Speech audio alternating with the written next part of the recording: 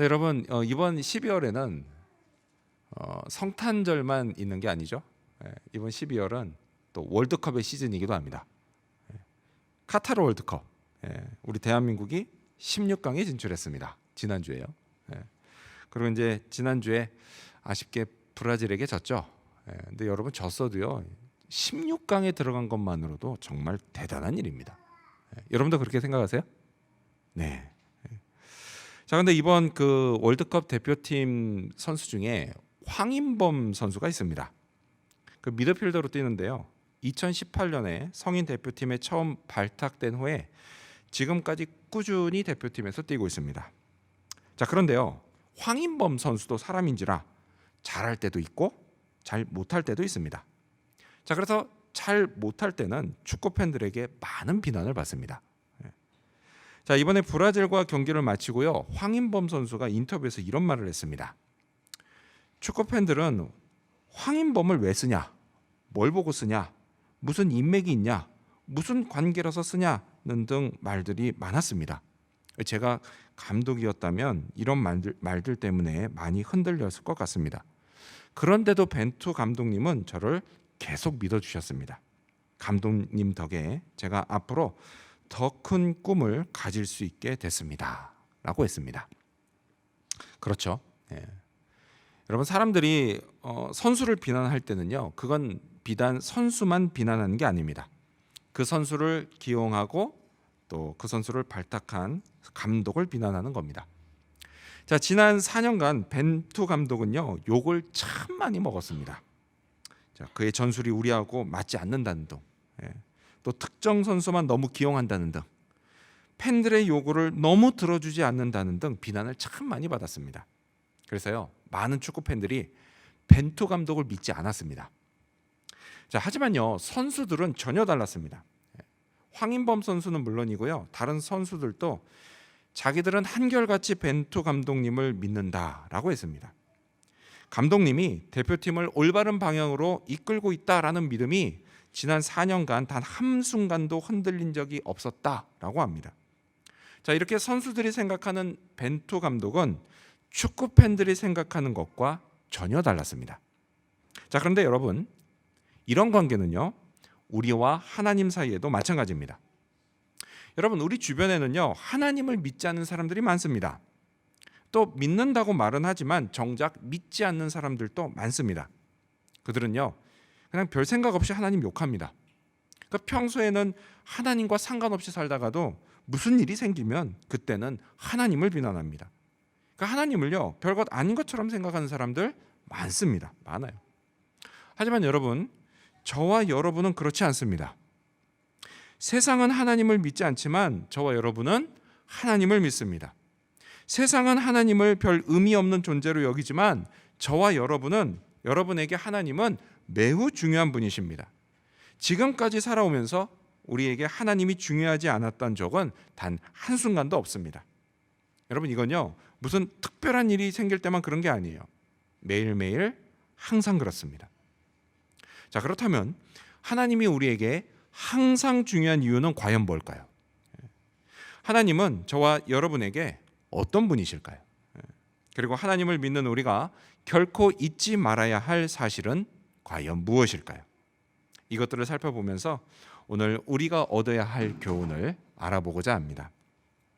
자, 먼저 첫 번째로, 하나님이 우리에게 항상 중요한 이유는 하나님이 우리에게 일상을 선물로 주시기 때문입니다. 먼저 첫 번째로, 하나님이 우리에게 항상 중요한 이유는 하나님이 일상을 선물로 주시기 때문입니다. 자, 우리 18절 말씀 같이 읽겠습니다. 여러분 가져오신 성경 읽겠습니다. 읽습니다. 시작. 사람이 하나님께서 그에게 주신 바 그 일평생에 먹고 마시며 해 아래에서 하는 모든 수고 중에서 낙을 보는 것이 선하고 아름다움을 내가 보았나니 그것이 그의 몫이로다. 아멘. 자, 전도자인 솔로몬 왕은요, 뭔가 선하고 아름다운 것을 봤다라고 합니다. 그리고 그건 사람이 일평생 먹고 마시며 모든 수고 중에서 낙을 보는 것이다라고 합니다. 여러분, 수고 중에서 낙을 본다, 이게 무슨 의미일까요? 다른 거 아니에요. 열심히 일해서 보람을 얻는 거, 그거 얘기하는 겁니다. 자, 이렇게요, 먹고 마시고 일을 해 보람을 얻는 것. 이걸 다른 말로 뭐라고 하죠? 이걸 일상이라고 합니다. 그렇죠? 여러분 우리 모두는요 매일 먹고 마십니다. 아멘. 매일 먹고 마시죠? 그렇죠. 전 저만 먹고 마신 줄 알았어요. 매일 먹고 마셔요. 또 열심히 일해서 돈도 벌고요. 또 학생들은 열심히 공부해서 좋은 성적도 받고요. 그렇게 보람을 느끼면서 살아갑니다. 여러분 이게 우리의 일상이에요. 자, 그런데 솔로몬이요 이 일상에 대해서 뭐라고 하죠? 그게 선하고 아름답다라고 합니다. 자, 근데 여기서 선하다라고 하는 것은 히브리어로 토브라는 단어예요. 그리고 아름답다 이건 히브리어로 야페라는 단어인데요. 자, 이 둘은요 둘 다 뭐 더할 나위 없이 좋다. 그리고 딱 맞다 이런 뜻입니다. 더할 나위 없이 좋고 딱 맞다 이런 뜻이에요. 뭐 하나 부족한 것 없이 정말 좋다 이런 뜻이에요. 자, 솔로몬이 말하길 우리 일상이 그렇다라는 거예요. 근데 여러분 이 말에 동의하십니까? 동의하시는 분도 있고 그렇지 않은 분도 있으실 거예요. 근데 사실 여러분 일상이 선하고 아름답다라고 하는 말이요 사실 동의하기가 힘듭니다. 왜냐? 먼저 일상이라고 하는 게요 딱히 특별한 게 없기 때문입니다. 또 매일 반복되기 때문이에요. 그래서요 내 일상이 뭐 딱히 선하거나 아름답다고 생각되지 않는 겁니다. 하지만 여러분 사실 우리 일상은요 선하고 아름다운 게 맞습니다. 다만 우리가 그걸 모를 뿐이에요. 여러분 그거 아세요? 우리 동네 이 골드코스트 바다에 달이 뜬다는 거예요. 그리고 한 달에 한 번은 보름달이 뜬다는 거예요. 여러분 이거 아시죠? 아시죠? 모르는 사람은 없어요. 원래 그런 거라서요. 여러분 이걸 특별하게 생각한 사람은 근데 별로 없습니다. 바다에 뭐 달이 뜨건 말건 보름달이 되건 말건 여러분 우리는요 별로 신경 쓰지 않고 삽니다. 자, 여러분 보시는 이 사진 이게 뭘까요? 제가 찍은 사진입니다. 지난 목요일 밤에 우리 골드코스트 바다에 보름달이 뜨는 사진이에요. 너무 아름답지 않습니까? 이게 사진으로 봐도 예쁜데요. 실제로 보면요, 그냥 나도 모르게 내 입에서 우와 하는 그냥 감탄사가 나올 만큼 아름답습니다. 우리 동네 바다에 보름달이 뜨는 장면 정말 이렇게 아름답습니다. 근데 여러분 잘 생각해 보세요. 사실 바다에 달이 뜨고 또 한 달에 한 번 보름달이 되는 거요 그저 일상일 뿐이라는 거예요. 일상이에요. 평소에는요 아무도 이걸 신경 쓰지 않는 그런 일상이라는 겁니다. 그러다 보니까 뭐 뜨는지 마는지 별 생각도 없어요. 근데 여러분 그 일상이요 실은 이렇게 아름답다라는 거예요. 다만 우리가 그걸 몰랐을 뿐이라는 겁니다. 여러분 이 달과 그리고 우리가 살고 있는 이 지구 누가 만드셨죠? 하나님이 만드셨습니다. 하나님이 만드셨어요. 그리고 또 달과 지구는요 하나님이 정하신 대로 한 치의 오차 없이 서로 딱 맞게 돌아가고 있습니다.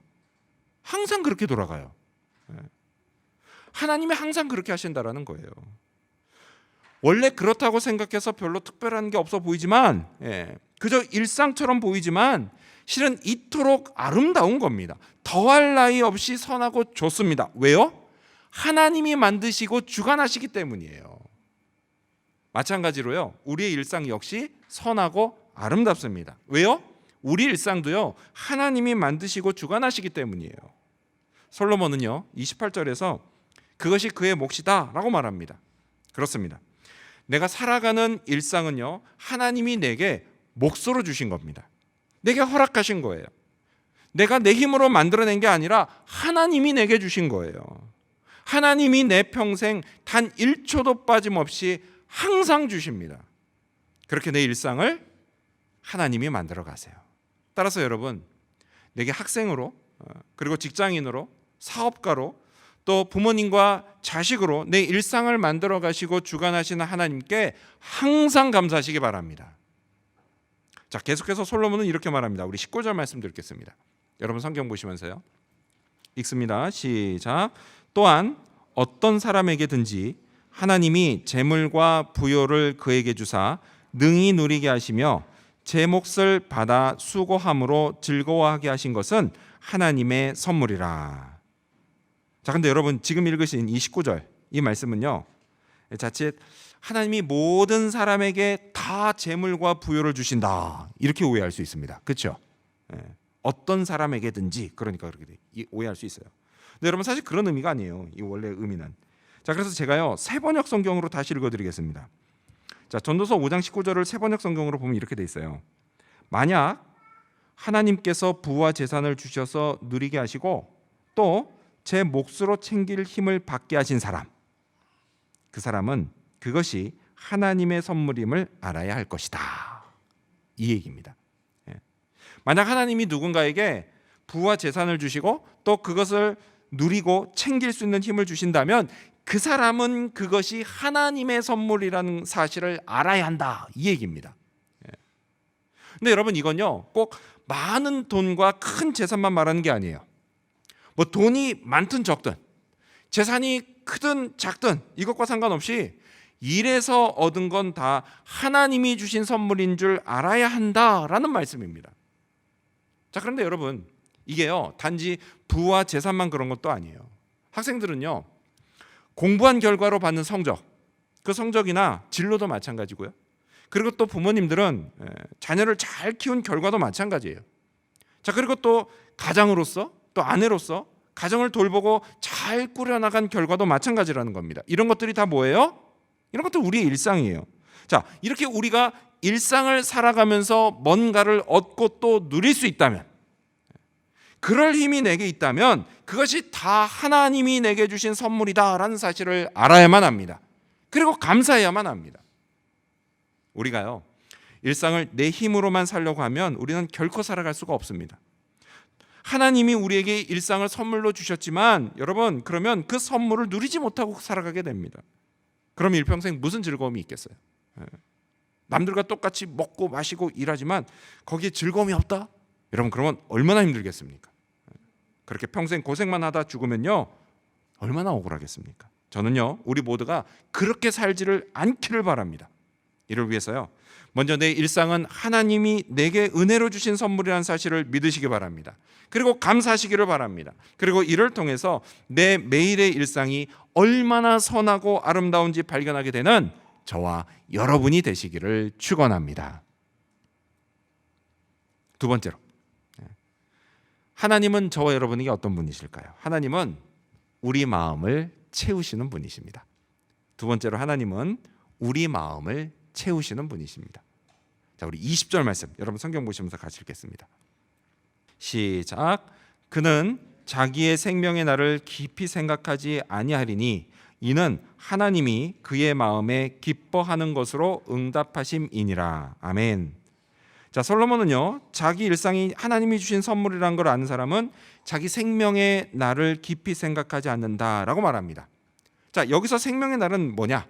일평생 살아있는 날들, 이걸 이야기합니다. 즉 일생을 의미해요. 일생.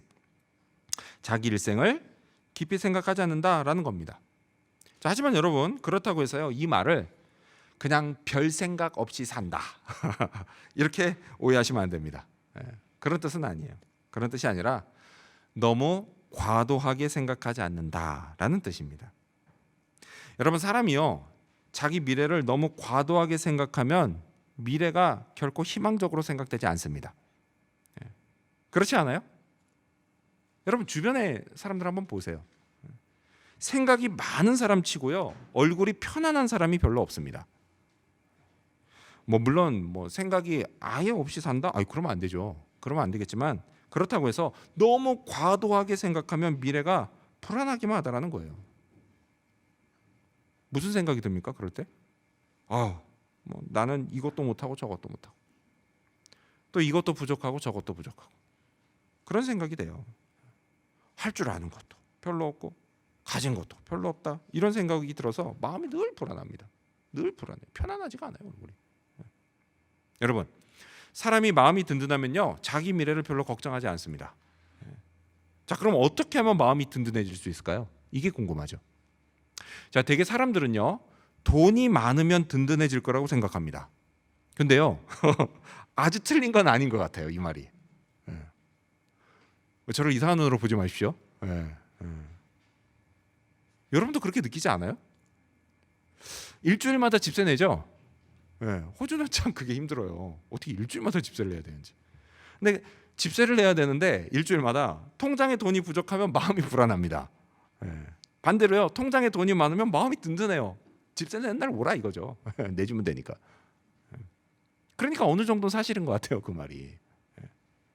얼마 전에요, 제가 진짜 재밌는 한국 영화 한 편을 봤습니다. 제목이 645입니다. 645. 645. 숫자 45개 중에 6개, 6개라는 뜻이에요. 뭐냐? 로또를 의미합니다. 자, 근데 이 영화를 보면요, 1등에 당첨된 로또 종이가 아주 우연히 한 남한 병사의 손에 들어옵니다. 근데 당첨금이 무려 57억 원이에요. 57억. 그때부터요, 병사의 표정이 달라집니다. 그냥 완전히 넉나간 사람처럼 계속 웃기만 하는 거예요. 제대로 얼마 안 났던 말년병장이었거든요. 막 웃기만 하는 겁니다. 왜요? 그래가지고 막 웃기만 하는 거예요. 그래서 이제 옆에 있는 한 2등 병이 누구 병장님 괜찮으십니까? 왜 그러십니까? 이랬어요. 그랬더니 웃으면서 세상이 너무 아름다워서 이렇게 말하는 겁니다. 그러면서 그 병사를 꼭 안아주더라고요. 돈 57억이 생겨서 마음이 든든해진 거예요. 여러분, 57억은 큰 돈입니다. 어지간한 집 10채 사는 돈이에요. 호주에서도. 큰 돈입니다.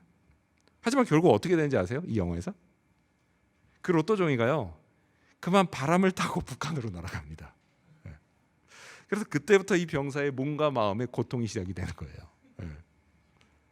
여러분, 돈이라는 게 그래요. 결국 바람에 지나지 않습니다. 결코 우리 마음을 든든하게 하지 못해요. 오히려요, 그 돈 때문에 몸과 마음의 고통이 시작됩니다.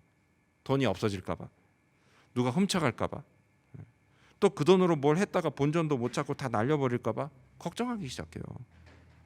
돈이 많으면 마음에 기쁨이 가득 찰 줄 알았는데 반대로 불안과 걱정이 가득 차는 걸 경험하게 됩니다.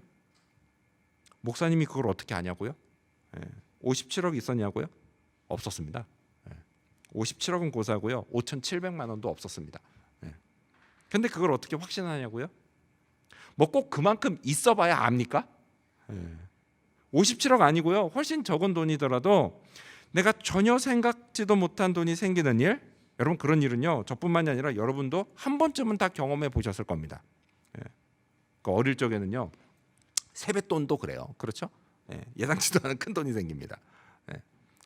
이번 주 중에 우리 아들 중에 하나가 저한테 아빠가 생각하기에 어린이한테 가장 적절한 세뱃돈은 얼마인 것 같아요? 물어보고요. 제가 1초도 망설임 없이 10,000원 그랬습니다. 제 딴에는 크게 물어본 겁니다. 그랬더니 아주 실망을 하더라고요. 우리 어릴 적에 세뱃돈 생각지도 않게 크게 받을 때 있잖아요. 그렇죠? 그리고 또 뭐 할아버지나 할머니나 아니면 손님이 집에 딱 방문하셔서 이게 주고 가시는 돈도 있습니다. 그렇죠? 생각보다 큰 돈이 들어옵니다.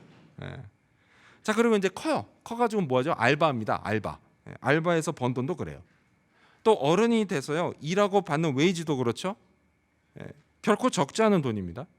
이제껏 벌어본 적 없고요, 내가 관리해본 적 없는 그런 액수의 돈이 내 수중에 들어오는 거예요. 그런 경우 다 한 번씩은 있습니다. 한 번 이상 있어요.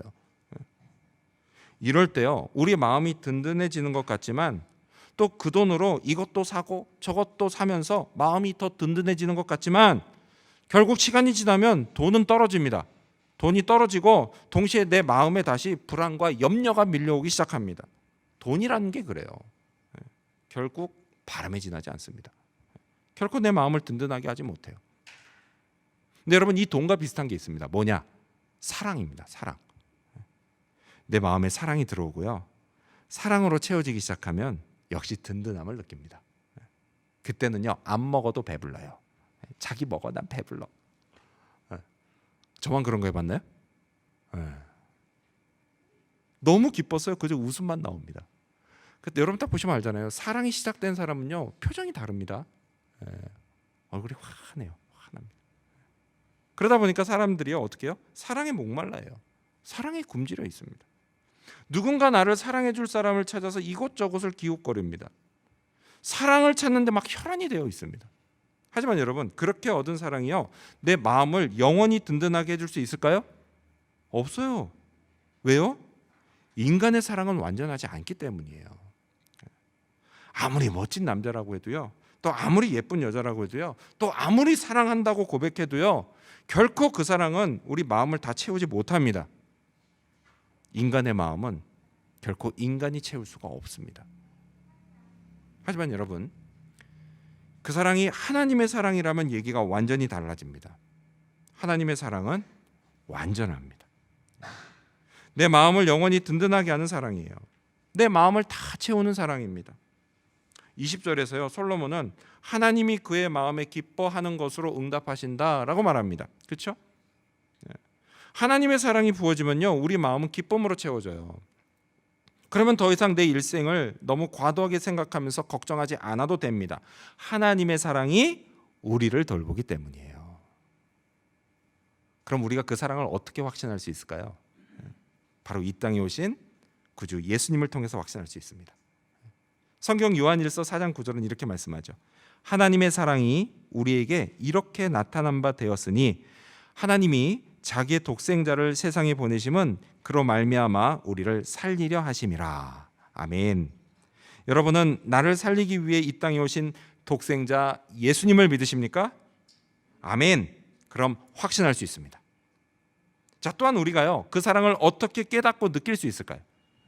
성경은 또한 이렇게 말씀합니다. 로마서 5장 5절 말씀을 보면 소망이 우리를 부끄럽게 하지 아니함은 우리에게 주신 성령으로 말미암아 하나님의 사랑이 우리 마음에 부은 바 됨이니. 아멘. 여러분은 성령이 여러분 안에 계신 걸 믿으십니까?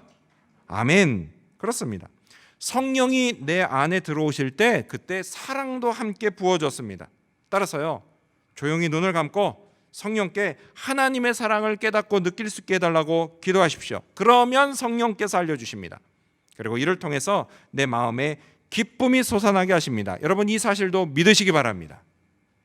꼭 기억하십시오. 여러분, 우리는 결코 돈으로만 살아가는 존재가 아닙니다.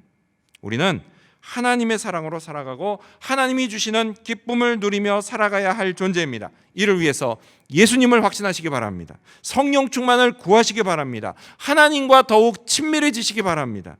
이를 통해서 내 마음을 채우시는 하나님을 생생하게 경험하며 살아가는 저와 여러분이 되시기를 축원합니다. 마지막 세 번째로, 하나님을 믿는 우리가 결코 잊지 말아야 할 사실, 그 하나님을 바라야 한다라는 것입니다. 마지막 세 번째로 우리가 결코 잊지 말아야 될 사실은 그 하나님을 바라야 한다라는 사실입니다. 자, 오늘 말씀은요, 전도서 6장으로 넘어가면서 계속 이어집니다. 우리 1절 말씀, 여러분 성경 보시면서 읽겠습니다. 6장 1절 시작. 내가 해 아래에서 한 가지 불행한 일이 있는 것을 보았나니 이는 사람의 마음을 무겁게 하는 것이라. 아멘. 자, 솔로몬은요, 사람의 마음을 무겁게, 그러니까 힘들게 하는 불행한 일 한 가지를 봤다라고 말합니다. 자, 그게 뭘까요? 계속해서 2절을 읽겠습니다. 2절입니다. 시작. 어떤 사람은 그의 영혼이 바라는 모든 소원에 부족함이 없어 재물과 부요와 존귀를 하나님께 받았으나 하나님께서 그가 그것을 누리도록 허락하지 아니하셨으므로 다른 사람이 누리나니 이것도 헛되어 악한 병이로다. 아멘. 그게 뭐라고요? 자기가 바라는 대로 하나님께 재물과 부요와 존귀를 부족함 없이 다 받았지만 정작 그걸 누리지 못하게 되는 겁니다. 그게 사람의 마음을 무겁게 하는 일이에요. 예를 들어서 이런 거죠. 학생들은요, 진짜 죽으라고 공부해서 좋은 성적 받았는데 정작 대학은 가지 못하는 겁니다. 진학도 못하고 취업도 못하는 거예요. 또요, 진짜 죽으라고 일해서 많은 돈을 벌었는데 정작 그 돈은 써보지도 못하게 되는 겁니다. 또요, 진짜 죽으라고 쫓아다니고 선물 공세해서 사귀기로 했는데 정작 연애는 하지 못하게 되는 겁니다. 그러면 얼마나 억울하겠습니까? 더 억울한 건 뭐예요? 자기가 누려야 하는데 그걸 내가 아닌 다른 사람이 누리는 겁니다. 자, 여기서 말하는 다른 사람은요, 나하고 전혀 상관없는 다른 사람을 이야기하는 거예요. 전혀 상관없는 사람. 여러분, 아버지 재산을요, 아들이 물려받아서 누리면 그래도 좀 덜 억울하다는 생각이 들 겁니다. 그렇죠? 그래도 내 자식이 누리는 거니까. 근데 그런 게 아니라 뭐예요? 나와 전혀 상관없는 사람이 그걸 누리는 거예요. 또 이와 비슷한 게 있죠. 그 오늘날이야 막 이렇게 문자 메시지 보내고 이메일 쓰고 하니까 그렇지만 옛날에는 뭐 연애 편지 다 손으로 썼잖아요, 그렇죠? 그래서 내가 그냥 매일같이 공들여서 연애 편지를 써서 보냈더니 정작 그 여자가 그 편지를 전해준 내 친구하고 사귀게 되는 겁니다. 그 우리 속담에 죽 써서 개 준다 이런 말 있잖아요. 제주는 곰이 넘고 돈은 서커스 주인이 챙긴다 이런 거 있잖아요. 딱 그런 거예요. 여러분 진짜 억울하지 않겠습니까? 억울하고 막 마음이 무겁죠. 마음이 힘듭니다. 억울해요. 자, 그래서 솔로몬이 이게 사람의 마음을 무겁게 하는 것이다 이렇게 말하는 겁니다. 자, 그럼 이런 일이 왜 벌어질까요? 솔로몬은요, 하나님이 그가 그것을 누리도록 허락하지 아니하셨기 때문이다라고 말합니다. 근데 여러분 딱 이 말만 들으면 하나님 진짜 나쁜 분이시네 이런 생각이 들 수 있어요. 아니, 재물과 부여와 존귀를 주실 때는 언제고 이제 와서 그걸 누리지 못하게 하시냐? 와, 그거 진짜 너무하시는 거 아니야? 이렇게 생각이 들 수 있습니다. 하지만 여러분, 설령 그렇다고 해도요, 우리가 하나님을 원망할 수 있을까요? 원망할 수 없어요. 왜냐? 거기에는 적어도 두 가지 이유가 있습니다. 먼저 첫 번째는 그것들이 원래 다 누구 거예요? 하나님 거. 하나님 것이에요. 소유권은 하나님께 있습니다. 우리에게 있는 게 아니에요. 그리고 둘째는 뭐냐? 그것을 누리지 못하게 된 이유가 하나님이 아니라 우리에게 있기 때문이에요. 하나님이 재물과 부요와 존귀를 주시면 그걸 하나님의 영광을 위해서 사용하면서 누려야 하는데 그러지 않고 내 이기적인 욕심과 탐심을 채우는 데 사용하기 때문이에요. 그러면 하나님은요, 더 이상 허락하지 않으십니다. 저는요, 우리 모두에게 이런 일이 일어나지 않기를 바랍니다. 아멘. 하나님이 내게 주신 것, 그게 크든 작든 많든 적든 여러분 우리는요, 그걸 하나님의 영광을 위해서 사용하면서 누려야 합니다. 여러분 이건요, 꼭 돈만 그런 게 아니에요. 돈만 그런 게 아니라 내게 주신 재능도 그렇습니다. 성품도 그래요. 건강도 그렇습니다. 여러분 이 모든 것들을 하나님의 영광을 위해서 사용하며 누려야 합니다. 그러면 무슨 일이 생기는지 아십니까? 그러면요, 하나님이 이것들을 우리에게 계속해서 부어주십니다. 더욱 풍성하게 누릴 수 있도록 하십니다. 여러분 이 사실을 믿으시기 바랍니다. 이렇게 하나님께 받은 재물과 부요와 존귀와 재능과 성품과 건강 등을 대개 사람들이 뭐라고 부르죠? 이걸 하나님의 축복이라고 부릅니다. 그래요, 맞아요. 여러분 이건 분명히 축복입니다. 은혜로 주시는 선물이에요. 여러분 저는요, 우리 모두가 다양한 축복을 아주 풍성하게 받기를 바랍니다. 아멘. 아멘. 하신 분만 받을 줄로 믿습니다. 아멘. 여러분 하나님께 복을 구하세요. 복 구하십시오. 복 구하세요. 여러분 복을 구하는 건요, 결코 나쁜 게 아니에요. 나와 우리 가족을 위해서 구하십시오. 그리고 내 주변 사람들을 위해서 구하십시오. 그리고 그걸 받아서 하나님의 영광을 위해서 사용하며 누리시기를 바랍니다. 자, 그런데 여러분 이제부터 잘 들으십시오. 잘 들으셔야 돼요. 여러분 여기서요, 우리가 결코 잊지 말아야 할 진짜 중요한 사실 하나 있습니다. 그게 뭐냐? 그건 바로 우리가 하나님이 주시는 축복에만 관심이 쏠린 나머지 그 축복을 주시는 하나님을 잊어버려서는 절대 안 된다라는 사실이에요. 여러분 우리가 간절히 바라야 하는 건요, 결코 축복이 아닙니다. 하나님이어야 돼요. 하나님. 제 아무리 좋은 걸 받았다 해도요, 그걸 주시는 하나님보다 더 좋을 수는 없습니다. 또요, 내가 아무리 소중한 걸 받았다 해도 그걸 주시는 하나님보다 더 소중할 수는 없습니다. 또요, 아무리 많은 것을 받았다 해도 하나님이 없으면 그건 아무 소용이 없습니다. 근데 이와는 반대로요, 내게 하나님만 있으면 내가 아무리 안 좋은 걸 받았고 평범한 걸 받았고 또 적게 받았어도 여러분 그건요, 가장 좋은 것, 가장 소중한 것, 진짜 많이 받은 것입니다. 여러분 이 사실을 꼭 기억하시기 바랍니다. 성경 구약 출애굽기를 보면요, 이스라엘 백성은 하나님이 주시겠다고 하신 그 가나안 땅에만 온통 관심이 쏠려 있었습니다. 젖과 꿀이 흐르는 그 땅에만 관심이 쏠려 있었어요. 그들이 기뻐했던 이유가 뭐냐? 하나님이 주시는 것 때문에 기뻐했어요. 그러다 보니까 그냥 광야길 가는 동안에 그냥 잠깐만 원하는 걸 받지 못하면 그냥 곧바로 원망하고 불평했던 겁니다. 그리고 이런 백성들 때문에 하나님이 그냥 잔뜩 화가 나셨습니다. 그래서 하나님이 뭐라고 말씀하신지 아세요? 내가 약속은 해놨으니까 내가 너희를 적과 꿀이 흐르는 땅에 들여 보내기는 하겠지만 나는 같이 안 갈 거다, 이렇게 말씀하셨어요. 너네는 내가 들여 보내겠는데 나는 거기 너희들이랑 같이 안 갈 거야, 이렇게 말씀하셨어요. 이 말씀을 듣고 모세가 이렇게 답합니다. 출애굽기 33장 15절을 보면 모세가 여호와께 아뢰되 주께서 친히 가지 아니하시려거든 우리를 이곳에서 올려 보내지 마옵소서라고 말합니다. 여러분, 모세는 백성들하고 달랐어요. 모세는요, 하나님이 주신 것 그게 아니라 그 하나님을 원했습니다.